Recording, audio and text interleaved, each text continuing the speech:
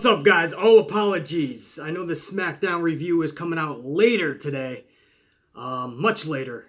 But I had a friend come into the city that actually wanted to work out.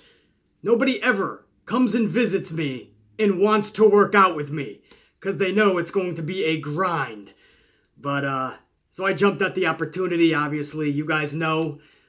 Probably, especially if you're following me over on Instagram, sometimes even on Twitter, you've seen the pictures. I like to work out a little bit. I like to remain really strong, man. Not just for the appearance, guys. I just don't like big muscles just so I look good. Although, it's always nice when all the ladies want to ride the amplified Space Mountain, which is all the ladies. But it's not just for appearance, guys. It is so I can walk into any room and know that I'm the strongest motherfucker there is. You can't get much better than that. And so I'm always in the gym anyway. When a friend comes into the city, they actually want to work out. Let's grind. Let's rock it out, baby. Pedal to the metal. Full throttle. So I had to jump at that opportunity. So this video is coming out much later. Hopefully you guys still love it nonetheless. In fact, if anything, will be more amplified maybe, right? Especially when you have people like Mandy Rose. No shade. I think she's getting better. But beating Naomi? Oh, we're going to talk about that. Trust me. The Bar continuing to be nothing more than jobbers. Can't even say glorified. Just jobbers. We're going to talk about all that. And I'm not going to go in particular order, guys. I'm going to go by top story, which to me is obviously Samoa Joe. But before I do jump into SmackDown, I do want to say some more somber news. Not as devastating as losing King Kong Bundy. That's how we started off Raw's review yesterday. I hate starting off reviews with the news breaking that we lost a superstar from back in the day. But that's how we started Raw's review anyway yesterday. This bad news, it's not the loss of a superstar, but it could be the loss of a career of a talent, and a talent that was really hitting his stride. A champion, actually, and that's Tommaso Ciampa. We got the news early this morning that he is, in fact, going to have neck surgery. His time off as of now is supposed to be 1 full year. But we've seen with neck injuries in the past, from Stone Cold Steve Austin to Edge to many in between, even Paige, even though it was a back issue, it was really that neck area. That neck is no joke, and it kills the careers of individuals. And top tier talent, again, Stone Cold to Edge and everyone in between. Don't be surprised, guys, if this is Tommaso Ciampa's career-ending injury. I don't wish that upon. I'm hoping that is not the case. But even if he is able to come back in 1 year, what is he going to... You have to believe he's going to be a shell of what he once was. He can never again be as dynamic, not with a neck injury. Just ask Stone Cold, or Edge, or Paige, or anyone in between. So, if he does come back, which we do hope he does, you cannot expect the same Tommaso Ciampa in those type of matches that he used to put on down in NXT. Just not going to happen. That's reality, guys. So, at this point, he is gone for at least what's going to be a year. Again, reports are saying anywhere from 9 to 14 months. Trust me, it's a neck injury. They're going to give it at least a year. They're not going to rush this guy back if he can return. And if he does return, it's not going to be the same Tommaso Ciampa. We know that. But just to see him back in a ring after such a devastating surgery, we'll take it. And it's a good thing he didn't try to, and I think WWE wanted him to try to outlast WrestleMania and then get the surgery. But it's a good thing that they're getting this done now. Maybe it would have gotten much worse, and then he definitely wouldn't have been able to return. Maybe they're catching this at a time where he can return. That's what we're hoping for. So we got to keep monitoring this. But don't forget, guys, he is the current NXT Heavyweight Champion of the world, which means that title now has to be vacated, and this comes at a time where that was one of the best storylines in pro wrestling that I've seen in a long time. Him and Johnny Gargano. Not to spoil anything for you guys, but the whole storyline with DIY getting back together was Johnny Gargano just trying to get in the good graces of Tommaso again, earn his trust, and then he was going to pay back retribution for what Tommaso once did to him. So the storyline was going to play out beautifully down in NXT, all culminating in NXT TakeOver New York for the championship, Gargano versus Ciampa. And now we're not going to get that. And this was also at a time where Ciampa finally hit the main roster. So after 15 years of grinding on the independent scene, 3 to 4 years down in NXT, which was what it was going to be, years down there, and then all of a sudden, he finally gets to the main roster, and the wear and tear, the mileage on his body, right when he signs with the main roster, not really signs, right when he gets up to the main roster, I guess that would be a new contract as well, then this happens to him. We saw that with Sami Zayn, his first match with John Cena when he got to the main roster, and then boom, shoulder popped out. Some of these, it's like an NXT curse for some of these guys. They get to the main roster, they either can't get the same momentum or they're getting injured. Anyway, all the best, nothing but the support, hopes, and prayers, thoughts over to Tommaso Ciampa in a speedy recovery. Whether that means a year, I don't care. As long as he comes back, man. Even if it's a shell of what he once was, for him to get back in that ring and do what he loves, we all support you, big guy. Head back soon. Now, let's talk some Smackdown, why don't we, right? Because we're far from done. Again, I'm not going to go in order here. I'm going to go with the main story, and this is Samoa Joe. And I have a theme of today's review, and it's just called Why. This company befuddles me, you guys know that. Confuses and befuddles the fuck out of me every which way that you can possibly confuse and befuddle somebody. So the theme of this review will just be called Why. Samoa Joe finally got gold last night, United States Championship, where y'all should be happy and thrilled, but that is not what I am in front of this camera giving you guys. In these reviews, I have to drop facts and truth. And the reality of the situation is, why, after all of this time, would you give Samoa Joe a championship in the middle of a Smackdown Live? You had R-Truth with the championship. You have a pay-per-view 4 days away. Wouldn't it be awesome, impromptu style, something to give your pay-per-views that special feel that anything can happen? Right? A little bit of shock and awe, a little bit of surprise. Right in the middle of your pay-per-view, R-Truth comes down to the ring at Fastlane and issues an open challenge like his hero, John Cena. And then Samoa Joe answers the challenge and ends up winning the championship at Fastlane on the main show of the pay-per-view.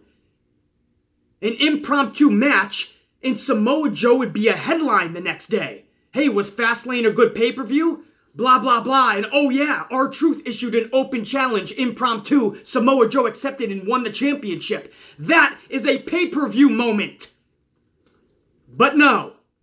R-Truth carries his championship into Smackdown Live, issues the challenge. Samoa Joe accepts. Rey Mysterio accepts. Andrade Cien Almas accepts. And it's a fatal 4-way. Damn decent match, no question. Match of the night, no question. Why was it at Smackdown Live? No idea. Who is writing this shit? Common sense, your pay-per-views should feel special. Championships should be special. You drop it at a pay-per-view in a big moment. And R-Truth is a comedic type performer, so an impromptu style to be like his hero John Cena, and he drops it impromptu style at the pay-per-view Fastlane, that's realistic, and it's a cool moment, for Samoa Joe, especially. And he gets his moment at a pay-per-view, not in the middle of a Smackdown Live. Not even a pay-per-view. I'd rather see that match instead of Kevin Owens versus Eric Rowan as my main event. But again, congrats to Samoa Joe. About time he finally got a strap. But it's just like, if you're gonna do that, if you're gonna have Truth drop the championship, if you're gonna have Joe win the championship, and it's gonna be in an impromptu open challenge, you got a pay-per-view 4 days away. You couldn't wait to make that special? Congrats to Samoa Joe. I just see the flaws. The little details that might seem minor and little to others, but are major to me. Those technicalities are pretty damn big to the Amplified Man. And again, that's probably why I have a channel that people actually watch. Because I do call out the bullshit. I do call out the minor details and the technicalities. Because at the end of the day, they're not so minor. They're not just technicalities. They're big deals. And they mean everything to the special aspect of a performer. The special aspect of a storyline. An outcome. A moment. But yeah, that's the big news coming out of Smackdown Live, guys. Samoa Joe is the new United States Champion. You wouldn't know it probably because it's overshadowed by many other things. Because it wasn't done at a pay-per-view, but I will go over those other things. Let's go right in to Charlotte Flair and Becky Lynch. Because even though the main event last night was Eric Rowan taking on Kevin Owens, the actual last segment was Charlotte calling out Becky Lynch. And sure enough, here comes Miss Hopalong. If you kids don't know yet, the new action figure is out. Becky Lynch, aka Miss Hopalong, and it comes complete with crutches. And if you wait for the second Mattel edition, it'll have a wheelchair. So again, the crowd wants to explode and chant Becky and cheer big time, but once she comes through the curtain on crutches, the crowd is completely dwindled at that point and silent because you can't go ballistic over somebody hopping to the ring. Even Stone Cold, when he was injured, didn't hop to the ring. Didn't roll himself down to the ring. It's hard to explode and go ballistic for somebody and think of somebody as a badass when you constantly see them as weak and meek. So BC, you should like what happened last night then. She didn't look weak. She took out Charlotte. Guys, that's exactly what happened. Becky Lynch somehow beat up Charlotte Flair, got her in the disarmer, and made Charlotte Flair run away. Think about that. A one-legged woman beat one of the best wrestlers today, and when it's all said and done, whether you like her or not, Charlotte Flair will be going down in history as one of the best wrestlers of all time for the females. And she got taken out by a one-legged Becky Lynch. Ran away. Got a disarmer put on her, tapped out ferociously, cried, bitched, and moaned, and ran away from a one-legged woman. How is that realistic? I am so done with this one-legged injury storyline. I'm done with it, guys. That has to be done with. Just make Becky a badass that can go toe-to-toe with people. You're making her look weak by just having her hop along. Obviously, Monday got her ass whooped by Ronda Rousey, but I'm okay with that. Ronda Rousey is a legit, real-life, bona fide badass. So anyone getting their ass kicked by Rousey, I'm cool with.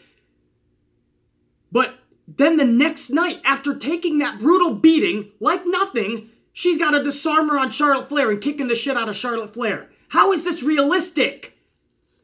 Her one-legged injury seems to be getting worse every week, but yet she can take Charlotte Flair out like that. It's not believable. This storyline is going so... I can't believe in it because it's not believable. It's not realistic because it wouldn't happen in real life. You can't take an ass whooping like she took on Monday. 24 hours later, you're looking like King Tut on one leg against one of the best female wrestlers of all time. And I, the amplified man with a brain in my skull, I have to believe that that's realistic. If you can believe it, if you liked it, and you can give it a golf clap, that's awesome.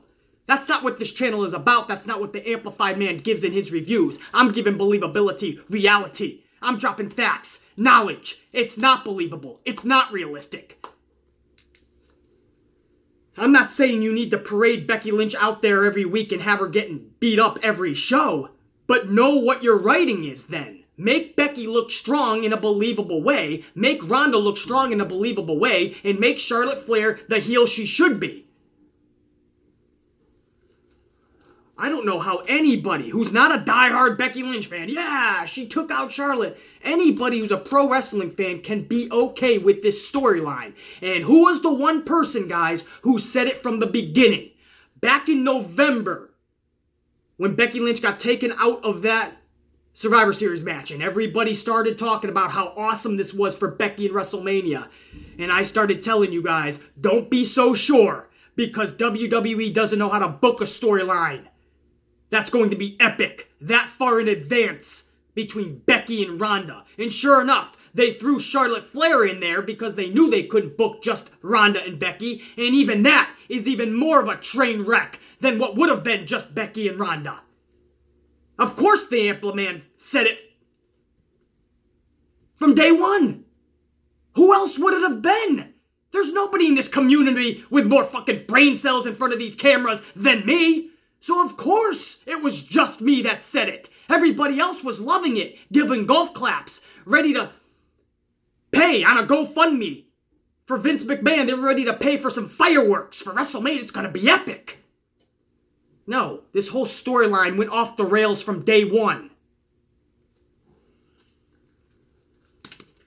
I don't even want to spend another second on it because I dread what's to come Monday night, and then Tuesday on Smackdown, and then the following week, and the following week, and the go-home show. We still have 4 more weeks of this amazing build. Buckle up. The anticipation is sky high. Then we went into, what do you even want to... You know what? Let's just stay amplified for a second, may I? Let's stick with the women. Last night, Naomi took an L to Mandy Rose. You guys know, I throw no shade on Mandy Rose. I'm the one who says in front of this camera, whenever she's on, she's getting better and better. And I'm not going to play her hate like many others. I see the value that Vince wants to give and put into her. If done correctly, she can have value on the shows. She should not be going out there and pinning Naomi just because she's going to have a Fastlane pay-per-view match with Asuka, who's a forgotten entity, even with a championship. Go figure. And because she's going to have a pay-per-view match, they want to up her stock up days before. And what better way to do that, they feel, than to get a victory over Naomi. Guys, the truth is, because that's what I'm here to give you, truth. You could have had Mandy Rose go out there in a 4-minute squash match with an actual jobber from around the area, and it would have been just as effective, if not even more. You could have showcased Mandy Rose even more. There was no reason to have her beat somebody like Naomi, who has no business taking an L from Mandy Rose, and that is the truth. Because the whole match, Naomi was more dominant than Mandy Rose. So you're not doing anything for Mandy other than Mandy squeaking out a victory. That's the truth.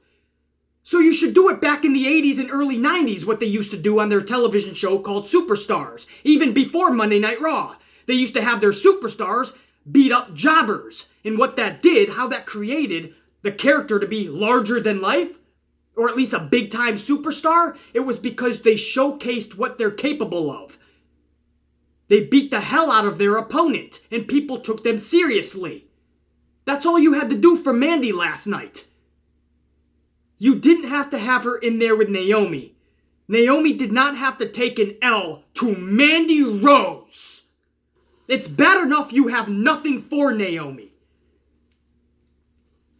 But then you just have her as a jobber, because that was her role last night. She was just a jobber.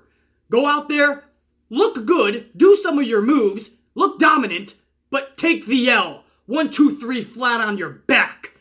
And then Mandy Rose goes up the rampway after squeaking out the victory, and there's Asuka. You could take her off the side of the milk cartons because she's no longer missing. Take her off the billboards. She's there, guys. And even, she's still a champion. You wouldn't have known that if I'm not telling you right now. But yeah, she's still the SmackDown Women's Champion. Remember when she beat Becky Lynch at Royal Rumble and everyone said, don't worry, BC, it's because they got to make her strong. They got big plans for Asuka. Yeah, huge plans. Keep her off TV because they don't have any plans. Asuka steps out, top of the ramp, beats up Sonya Deville, beats up Mandy Rose, throws him into the LED boards, Sends a little wink to Naomi, who's still in the ring on her ass because she just got beat. Naomi has a little bit of a smile. Yeah, I couldn't get the job done, but good job, Asuka. Yeah, if it seems like the Amplified Man is pissed at that whole segment, it's because it was wrong. That's right, wrong from the get-go. And yes, I can Monday morning quarterback that. I can critique that. I can review that and say they're absolutely 100% wrong in the way they went about business. This isn't one of those, every single wrestling fan thinks they know better than the company. Yup, this one does. You want to stick with jobbers? Can't even say glorified? How about the Bar? Dropping another match to Ricochet and Aleister Black. Again, I say this every time they're out there. You can't have the NXT call-ups necessarily losing their matches yet, nor should they be. They're good talents. They should not be in there with Sheamus and Cesaro. Sheamus and Cesaro is on a losing streak like the Revival lately with these NXT call-ups. So basically what you're telling your audience is Sheamus and Cesaro are jobbers. They lost to Tommaso and Gargano. They're losing to Aleister Black and Ricochet. At this point, anybody from NXT can come up and beat former champion Cesaro and Sheamus. That's a problem because Cesaro is still, to this day, one of the best wrestlers in the world, and Sheamus is nothing to shy away from. Sheamus was actually a pretty damn good heavyweight singles competitor. Jobbers, man. That's all they are. After the match, and again, Ricochet and Aleister Black defeated Sheamus and Cesaro. And then after the match, Rusev and Shinsuke Nakamura come down to the ring to beat up Ricochet and Aleister Black. No reason. None at all. All of a sudden, Rusev and Shinsuke are a tag team. And now all of a sudden they have beef with Ricochet and Aleister Black. Okay, that's something we can all get invested into. Said no one ever. And then here comes the Hardy Boys. That's a bright spot. We all don't mind seeing the Hardy Boys, and they're an actual legit tag team, so wherever there's tag team chaos, I'm okay with seeing the Hardy Boys. I just don't know where this leads to. A fatal 4-way tag team match at Fastlane? Is it going to be Shinsuke and Rusev taking on Ricochet and Black, taking on the Hardy Boys, taking on Sheamus and Cesaro? That'll be so much fun. Again, said nobody ever. If it ain't redundancy in this company, the same redundant, same old matches every single week, it's matches we literally could not care less about. It's true. We couldn't care less about any of these matches. They do nothing for the audience, and they do nothing to build any of these superstars. They're fillers. And not just fillers, they're fillers that you literally want to shy away from, look away from, go to the bathroom, go get a bite to eat, go smoke a cigarette, even if you don't smoke. Because that would be more fun than watching these tragic train wreck matches. Redundant or just nonsensical. What I go over? I already went over Samoa Joe, went over the Ricochet and Aleister Black, Mandy Rose. Should we just do I already went over Charlotte getting beat up by a one-legged woman. Let's just go to the start and toward the ends of SmackDown, right? It wasn't the last segment, but it was the main event. And that was Eric Rowan versus Kevin Owens. This was set up from the first segment of SmackDown, which was Daniel Bryan cutting a promo on Kevin Owens. Owens comes out to retaliate. He ends up getting into the ring. He goes to attack Daniel Bryan, and Eric Rowan gets in his way. Kevin Owens just says, "Do we have a problem, Redwood?" And Eric Rowan starts throwing some bows, or I think it was Owens that starts throwing some bows. But at the end of the day, Eric Rowan got the best of Kevin Owens, and that set up the Rowan and Kevin Owens main event match. This match, what I thought it was, and even less than what I thought it was going to be. Never really even got off the ground. Daniel Bryan, of course, interfered, and before you know it, there was a beatdown. Rowan and Bryan on top of Kevin Owens. And who comes to make the save? Mustafa Ali, his big return. Does anybody care? I'm sure there's a lot of Mustafa Ali fans out there, so I'll give you a golf clap.